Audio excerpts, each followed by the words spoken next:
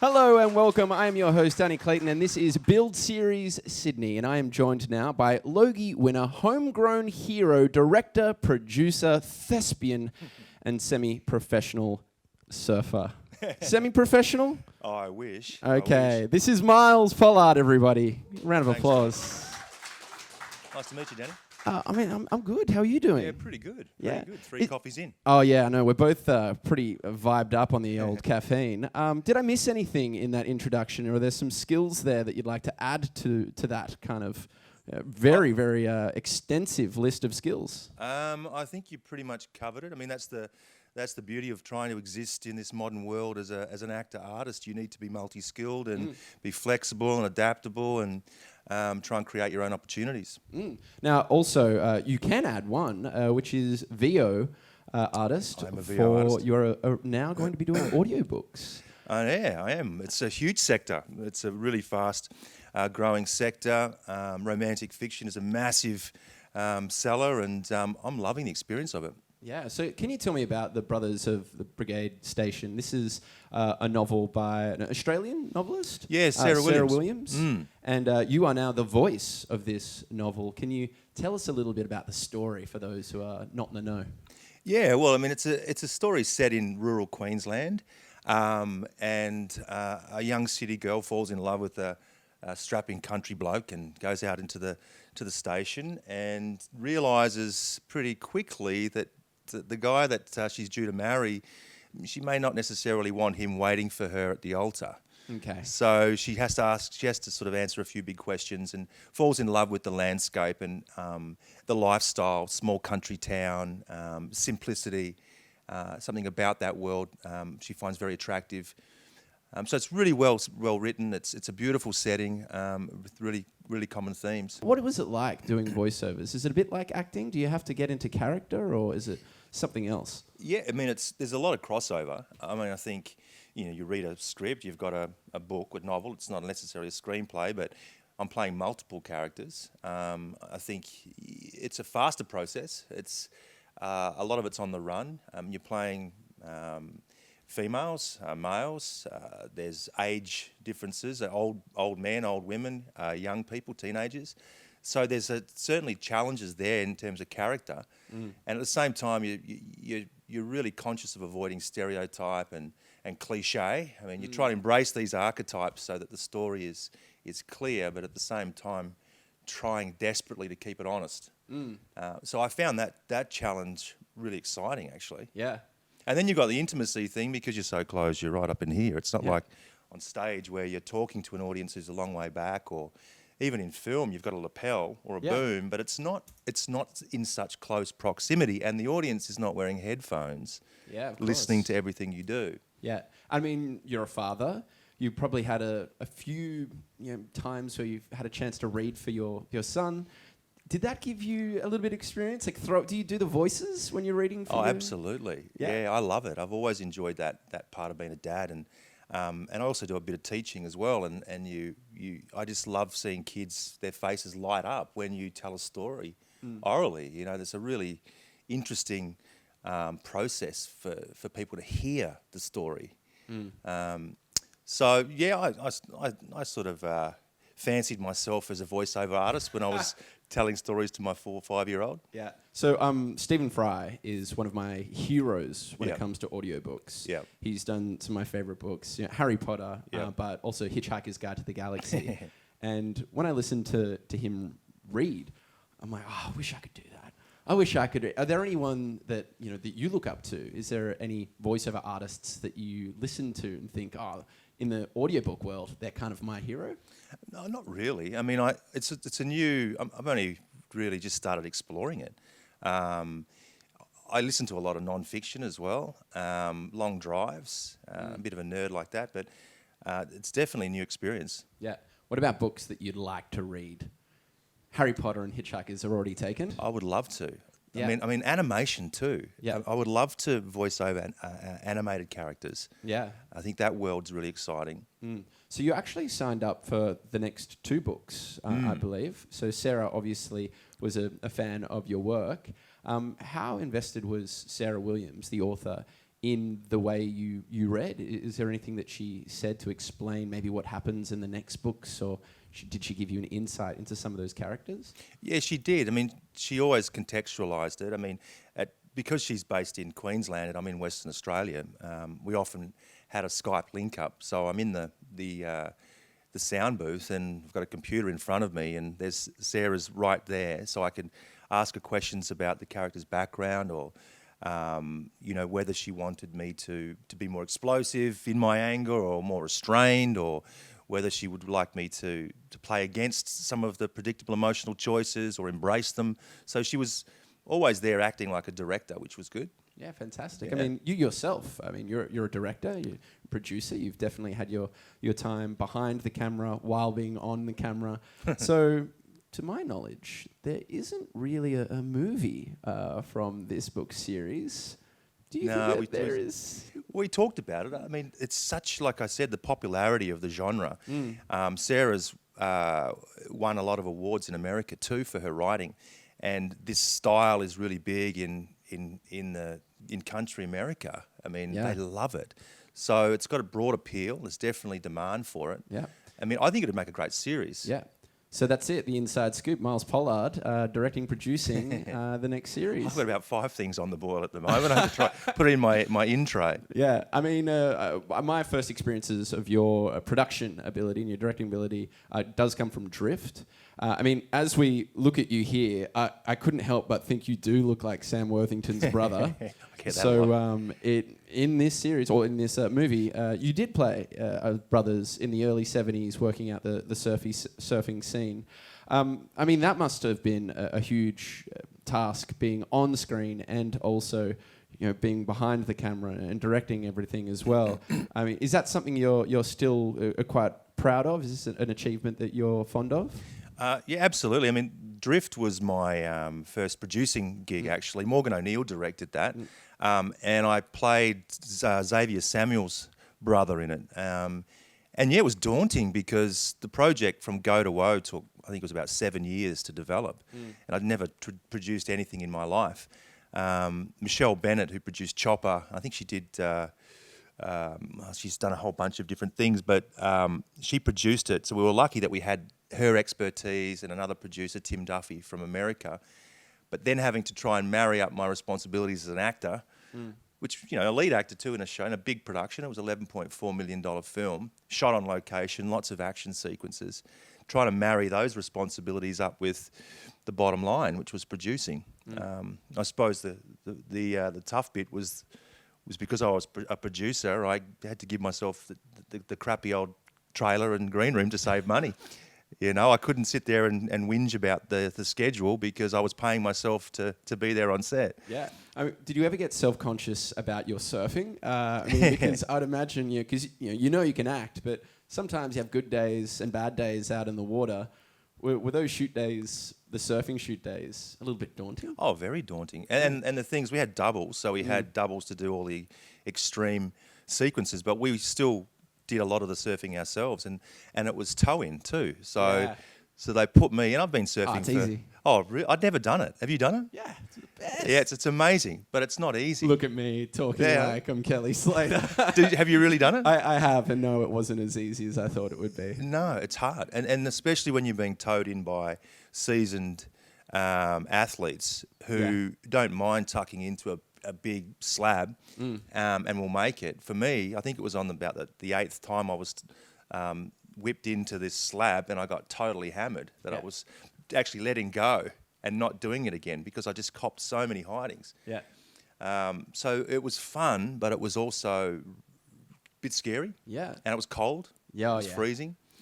But I wouldn't change that experience for the world. It would be one of the most memorable things I've ever done in my life. Was it some of the best surfing that you've had a chance to do? Absolutely. As well, yeah, totally. Or is there anywhere else? I mean, how do you get this semi-professional surf title that I've heard so many people... Where's this semi-professional surf title come from? Definitely going around. Right, I'll take it. Yeah. I'll take it. I've surfed up in North Sumatra. That's an interesting place. So that's basically the epicenter of the big tsunami, the big earthquakes, about 10 or so years ago. And there's a little island up there called Asu, which means dog island, and it's filled with wild dogs. And I think it was only about 80 years ago they still had cannibalism.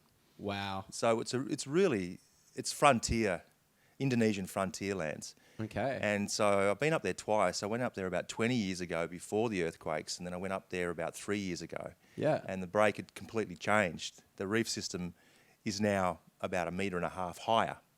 Wow. From the earthquake. So the wave has completely transformed from how it was. But beautiful place, amazing waves, living with the communities up there as well. Yep.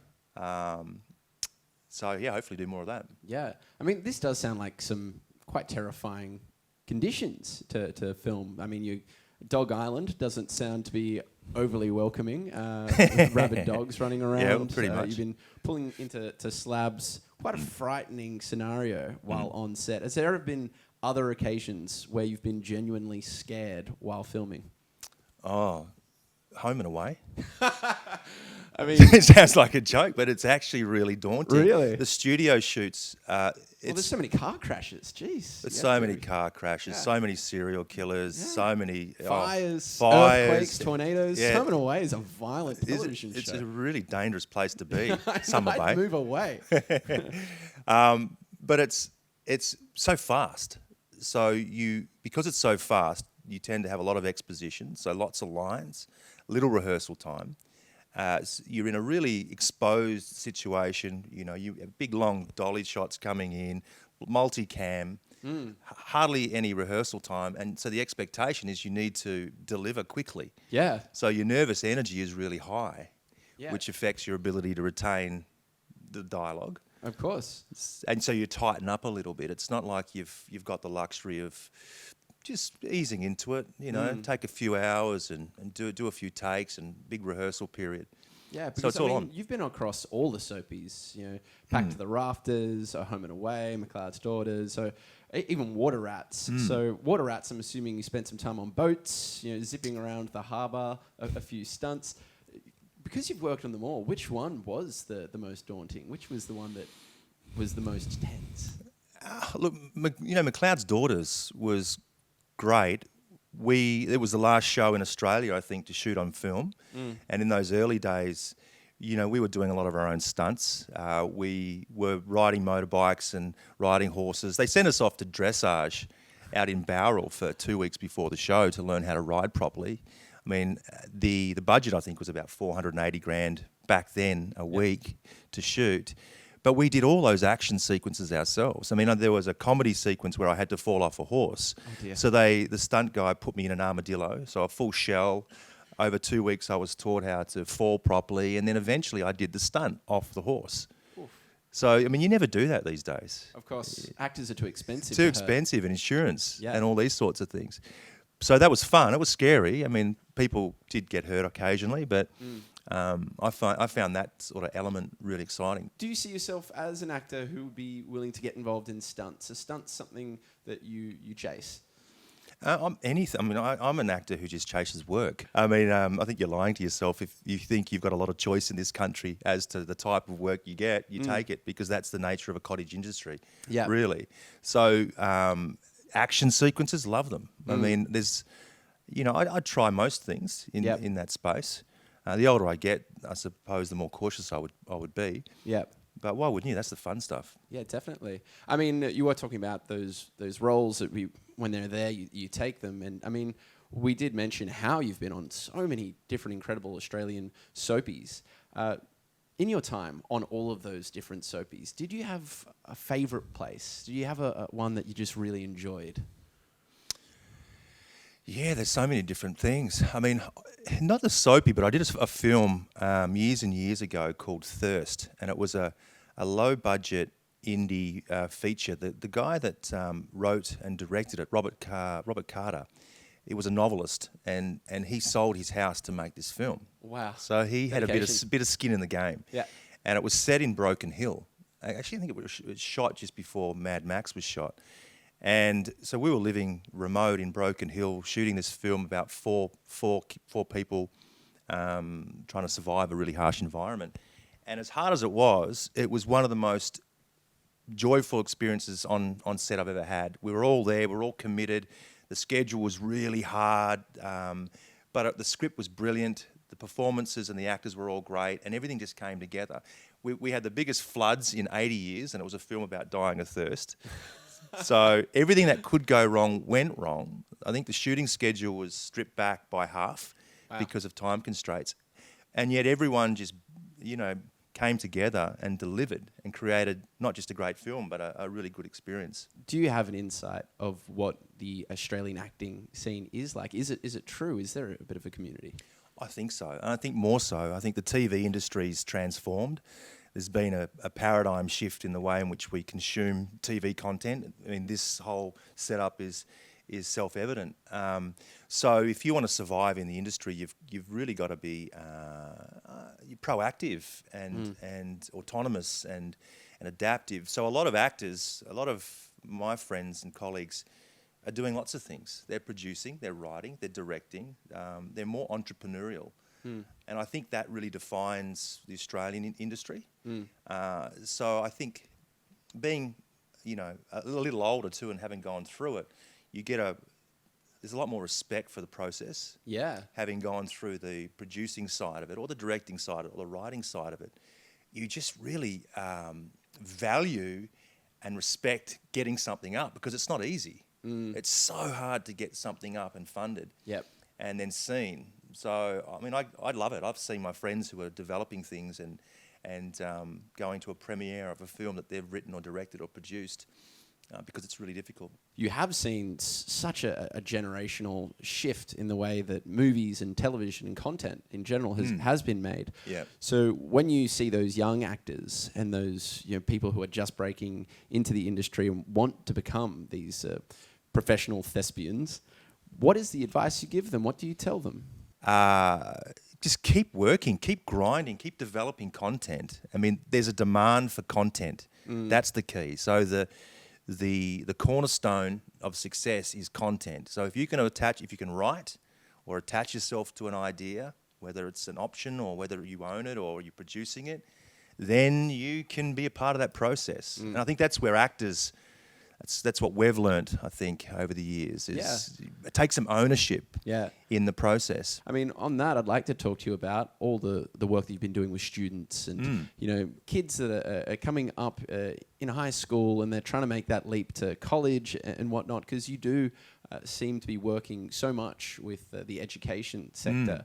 How does that all work? What are you doing in that field? I do lots of things. I write my own courses for kids and adults in the acting space, but I also do a lot of communication training in that space as well. And there's a lot of crossover. So I take much of what I've learned in this acting environment and sort of remodel it and refashion it, whether it's in a communication environment or in an acting space specifically. But for the kids and the young adults, I find the whole... being resilient, being able to back yourself in, getting a sense of their own, their own personality style. I mean, everything that I do with them, I play them back on screen. So you get to see your own archetype. You get to see what you do under pressure. And you start realising that you have a lot more time in a performance space than you think you do. And so that's really empowering for these kids then to be able to, whether they go on and be actors or not, most of them won't, but a lot of them will go and hopefully become more confident human beings and a little bit more self-aware and versed in their abilities to persuade or convince or communicate. Have you come across any of these students where you've thought, oh my gosh, this is the next, Leo, this is the next Brad Pitt, this could Angelina Jolie, like they're really talented and you can see that they're going to go places? Yeah. There's lots of kids that come through. There was one of my students went on and did really well, Courtney Eaton, who went on and did Mad Max, and she's in Hollywood at the moment doing really well. Fantastic. So she came through as a model and just straight away you could see her commitment, emotionally receptive, just... the ability to jump into this character and bring her own experience to it and personalise, and it was a no-brainer. You could tell that she was going to go on, and she did. Yeah. So you see it. Yeah. Yeah. When that happens, is there like a proud dad feeling when you see those students? Yeah, I think so. Totally. Yeah, I just like seeing kids grow and get more confident. It's there's lots of horror stories. The media's loves telling us how bad things are, and I think younger generations are, they're saturated with bad news. They're plugged in the whole time, and it's almost like, you need a bit of respite and breath to be able to go, hang on, it's not that bad. So I enjoy that process. Yeah. So, I mean, gosh, you seem like a busy man. You've books, you're writing, teaching, acting, and now in the pipeline, coming out very, very soon, Danger Close, The Battle of Long Tan. Now, watching the trailer for this film, it actually gave me shivers because as it's a war film based on Australians at the Battle of Long Tan, in 1966. So this is something we learned about in school. And it dawned on me that there are actually quite few war films based on Australian stories. And a lot of the war films that we are inundated with are just about American soldiers. So it's quite a fascinating story, and I'm looking forward to it. What was it like working on a story which is quite close to many Australians' hearts? Yeah, it was an incredible experience, and it's a contentious story too. And what I loved about the way in which the film has been framed is it hasn't been framed in a political context. It's been framed in a relationship context. So it's about a bunch of Aussie blokes who are just mates who will do anything to help them survive. And there's a huge cost for a lot of them to do that. So I love the way in which it's avoided some of that controversy. I think it's really ambitious. I mean, Creve Stenders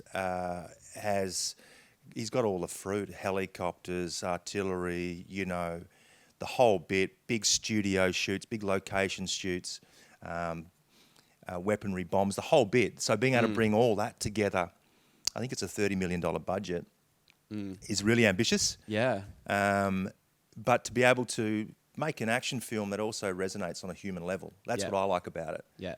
I mean, we'd know Mr. Stenders from his great work on Red Dog. That's right. Which had such an impact on just people around the world. And it had some sort of magic. So when you were signing up to get onto this project, was there a bit of that kind of relief knowing that you were in safe hands? And what was it like working with Mr. Stenders? Yeah, he was great. I mean, I hadn't been involved in something so ambitious. I mean, the character that I played is a helicopter pilot, so he's a character from history, real person, real experience, who flew back into the battle and dropped all the armaments off, but he wasn't supposed to.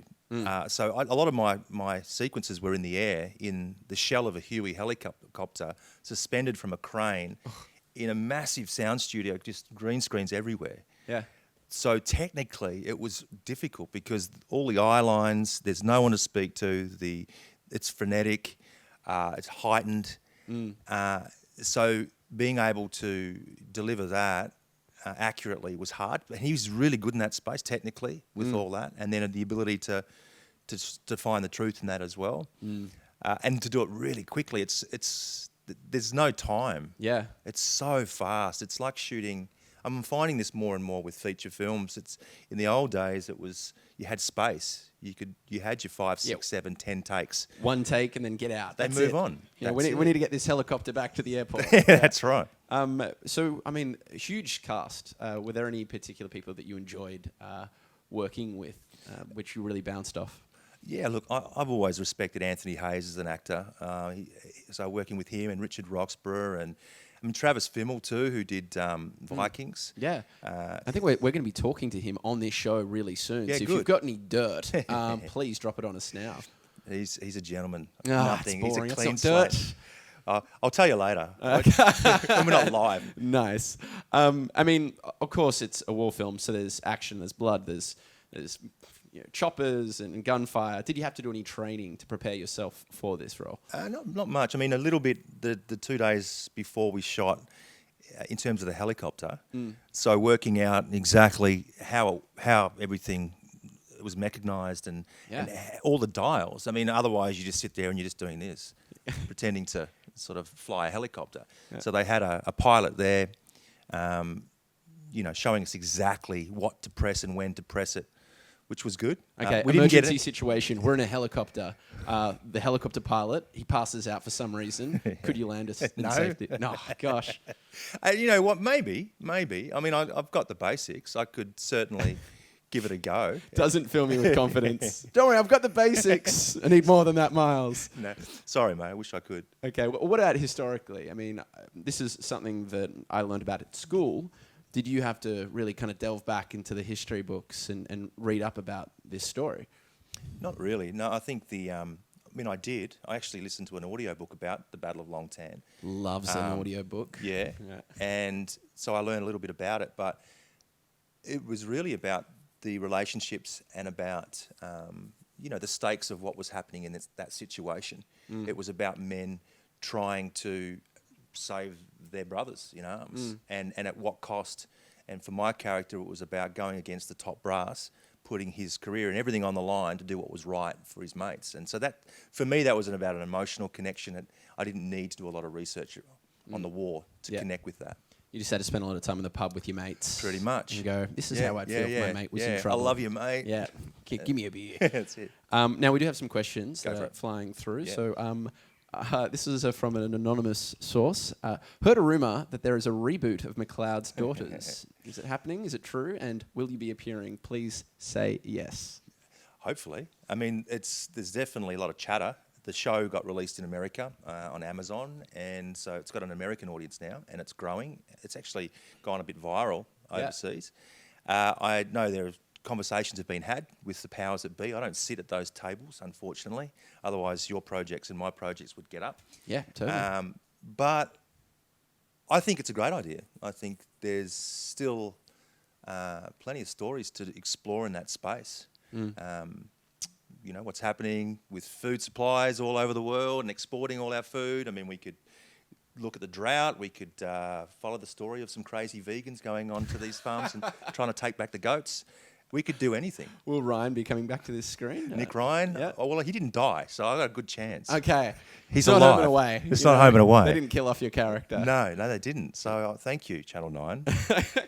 Okay, we have another question that's coming in. It says, what is your favourite Aussie drama that you've appeared in? And do you have any behind-the-scenes stories that you can share? I remember doing my first job on a show called Wild Side. Do you remember that show? Yes. Years and years ago. Yeah, it was This before is your really time. a long time ago. Yeah. This is like 20 years ago. It was 20 years ago, and I was playing a suspect in a murder case. I was accused of killing my father, which I hadn't done, and I was being interrogated by an Aussie actor, a legend, Richard Carter. Richard Carter? Yeah, it was. We're in the interrogation room, and I had a line which was something like, he asked me where I'd been, and I was up in Bulli on that date, so there was my alibi. And I called him mate. It was ad-libbed. And he just slams his hand down on the table. Everything just went flying.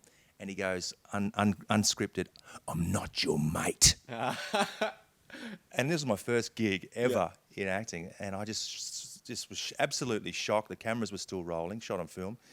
And the scene was amazing. Yeah. And everyone's like, great acting. Great acting. I wasn't acting. I was just scared. Yeah. So that was probably one of the most memorable experiences I had. My first experience in a television drama with incredible actors. Yeah, and I bet that went straight on your reel and probably secured you a role on McLeod's Daughters, quite possibly. Hopefully. Yeah, maybe. A few more questions. You were in X-Men. Which superhero would you love to play in the future? Oh, Deadpool. Yeah. Oh, God, it's a tough role, though. Ryan Reynolds has got that locked. See, I'm not sure if I should have, but I've watched that over and over with my 11-year-old boy. Yeah. It's you been let your 11-year-old boy Yeah, I know. watch I'm being Deadpool? judged now. Watch the mail come through, but he's learned a lot about a lot.